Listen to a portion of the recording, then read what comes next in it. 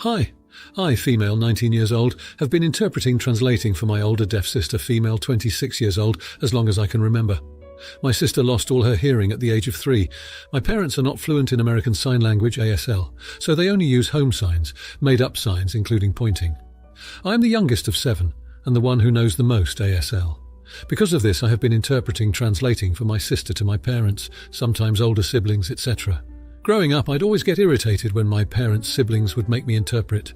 I've increasingly gotten more irritated with them over the years. Not my deaf sister, it's not her fault. My older siblings have made a small effort into learning more ASL. My parents, on the other hand, have not. Yesterday, my deaf sister vented to me after struggling to understand what our mum was trying to tell her. This wasn't the first time, but for some reason it made me angry, unlike the other times where I was just frustrated. I approached my mum and told her what my sister had said. My mum replied that she can't remember signs because of her age. She's 50 years old. I told her that she had 23 years to learn ASL, but didn't make an effort to. My mum then said that it wasn't her fault because there are not many resources to learn ASL for Spanish speakers. My parents know very little English.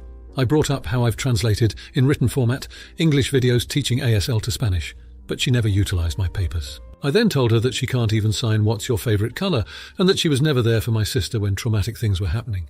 This is when she started to cry and ask why I was blaming her. I did not comfort her. I just left to my room. I love my parents and my deaf sister does too, but it can get hard sometimes.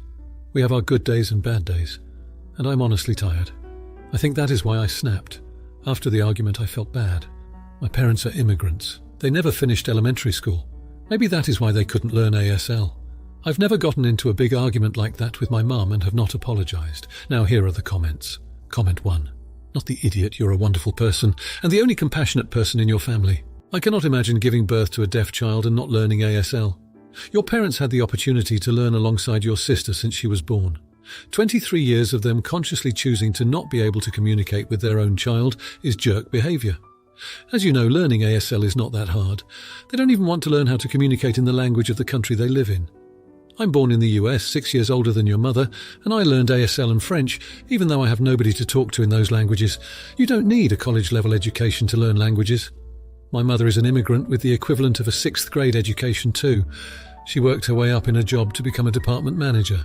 Your mother is full of invalid excuses and is using tears to manipulate you. I'm glad your sister has you. Comment 2, not the idiot. I'm just flabbergasted that your parents have never learned to sign. How can a parent not make the effort to learn to communicate with their child? They should have started learning the day they found out your sister was deaf. I don't know where you are located, but there are almost certainly agencies for the deaf which could have assisted your parents. If they were motivated, they could have learned simple signs from you and built up their skills slowly over the years. If you are located in an English-speaking country, such as the USA, then it sounds like they could not be bothered to learn English either. 50 is not too old to learn a new language. I'm 66, and I'm currently learning both Dutch and ASL, Australian Sign Language. Comment 3. Not the idiot, you are an amazing person, and your sister is so lucky to have you in her life. There is no excuse your parents can give that make it right. Your sister grew up without the adults in her life being able to meaningfully communicate with her. That is on them. And I can only imagine how hurtful it is for her that her parents were not invested enough to learn to have a conversation with her. Now, for the next story. My 40-year-old daughter, 21-year-old Kate, is pregnant by her 22-year-old boyfriend Matt. Kate currently lives with me and Matt currently lives with his dad and stepmom. They want to get an apartment together, but neither Kate or Matt are good with money, so they have zero savings. Kate is currently not working. She quit the day she found out she was pregnant, which was about 4 weeks ago. Matt works full-time and both of them dropped out of school. I've offered if they find a place in a reasonable price range, I will take care of the deposit, help get utilities turned on, pay half the rent each month, and continue paying Kate's car insurance and phone bill. I also told them once the baby is born, I'm more than happy to help out if the baby needs formula, diapers, wipes, clothes, etc. Kate and Matt were very happy about that until they heard my caveat. My caveat is, I will directly buy what they ask for. They can send me the links to what they want for the baby, but I'm not going to be giving them any actual cash. Same applies with helping them with the deposit and rent. I'll write a cheque directly to the apartment complex. I've seen how Kate and Matt handle money, like there's just more randomly laying around. They go out, spend all weekend, as Matt gets paid on Friday. Then by Tuesday, Kate is usually asking me for gas money on behalf of Matt because he's broke. She doesn't work. And his parents aren't financially stable enough to help out.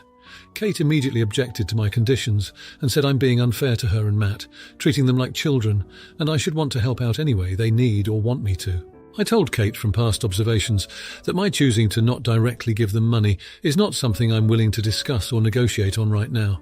If that's something they need, either Kate goes back to work since she's having an extremely easy pregnancy, or they go ask Matt's parents for money in hand and try their luck doing that.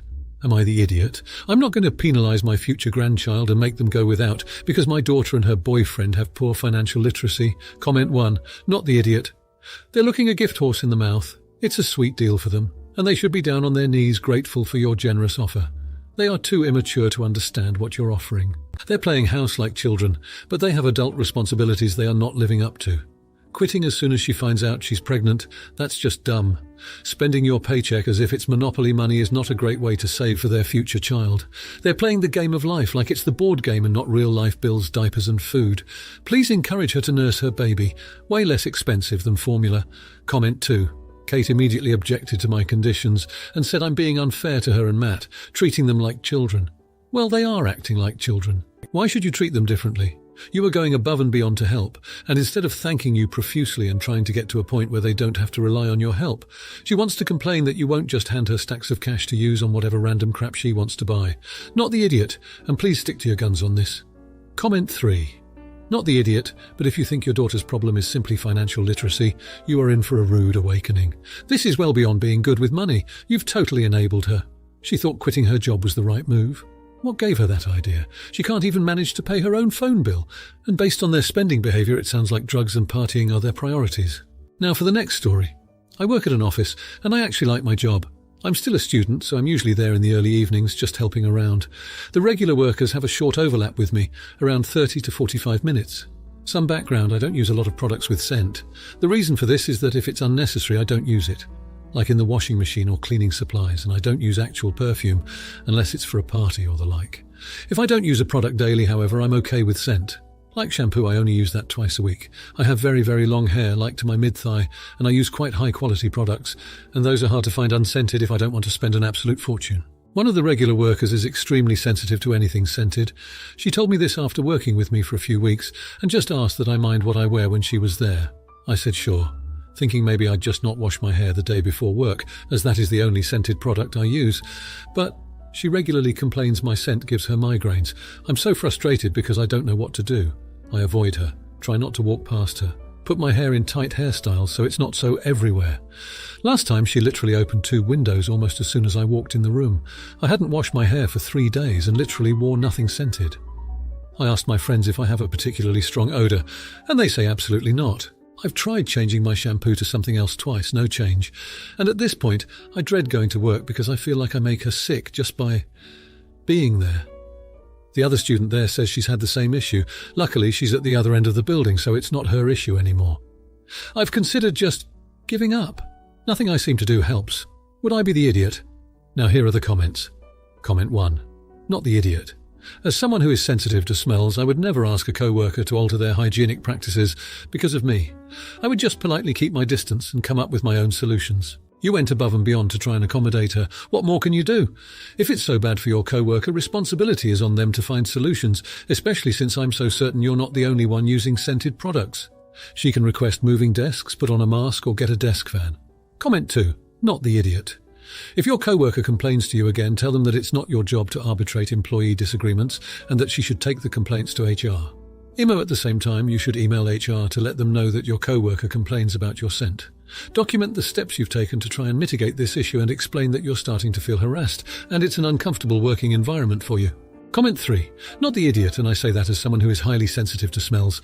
I get migraines instantly from certain scents looking at you, artificial cinnamon and anything Bath and Body Works, but I also recognise what is reasonable to ask of another person and what isn't. It sounds like she has unreasonable expectations of you at this point. And if she has an issue with your smell, then she needs to find a solution for herself. Now for the next story. To start, I have a service dog that is specifically trained for my medical condition. I have severe cardiac problems and honestly cannot even go to the grocery store without my dog. I live with my husband, but he was working, so I had to go to the store to buy some things. I see someone with an emotional support animal who walked up to my dog and tried to pet him. I told her not to pet him because he's working. She said word for word, "So is mine. I have anxiety and my dog goes everywhere with me. I'm glad my landlord can't kick me out since I have a service animal. I walked away trying to politely ignore her because it was clear it was not a service animal. This dog was in the cart and acting like a traditional dog does. I go about my day until we get to self-checkout, and her dog starts growling at my dog, showing teeth. She says, "Oh, stop, you are so cute." Someone sticks up for my dog and says, "Emotional support is not a service dog." And she responds with a "Yes, it is. He is providing a service, yada yada." I still ignore her, trying to get out quickly, and she says to me, "Weird that lady says we don't have service dogs." I correct her and say, "No, you likely don't have a service dog, and it's sad that your dog is not friendly." She literally called me a few names, but I walked out to my car. Admittedly, I yelled at her because I was furious her dog was showing aggression. I yelled, but I only said what I wrote. Should I have been nicer to her? I kind of feel like I should have just not said anything, but I also hate that people like her are so clueless about actual life-saving dogs. Emotional support dogs are not service animals. They are different. Now here are the comments. Comment 1. Not the idiot. And I resent people like this woman. Service animals are a noble concept. They help the patient without a doubt, but they also provide a sense of duty for the animal. Furthermore, it ensures that the animal is cared for. Obviously, you still have to feed and provide for it. It ensures a certain quality of life for the dog, yet people have corrupted this noble concept and insist on taking it to extremes. You can now claim any dog is a service animal. Heck, you can buy rip-off collars or harnesses all over the place. Comment 2. Not the idiot. My daughter's service dog was attacked by someone's pet after they were asked repeatedly to keep their just-wants-to-be-friends barking dog away. Now my daughter's service dog has become very reactive to other animals and needs to be sent back to training. However, there is no guarantee she will ever be able to resume her work, at least outside her home. Thousands of dollars down the drain. Comment 3. A tale of two dogs. The other day at the cafe, a lady had a service dog, but it was sniffing around and reacting to everything. About a week prior, at a crowded wine tasting, a couple had a service dog in training. This adorable little puppy sat there and didn't react to all the stimulation. One is not like the other. If you liked this video, you'll probably like these too. Also, while you're here, please consider subscribing. It's your support that keeps this channel alive and allows me to make better and longer videos. Have a great day.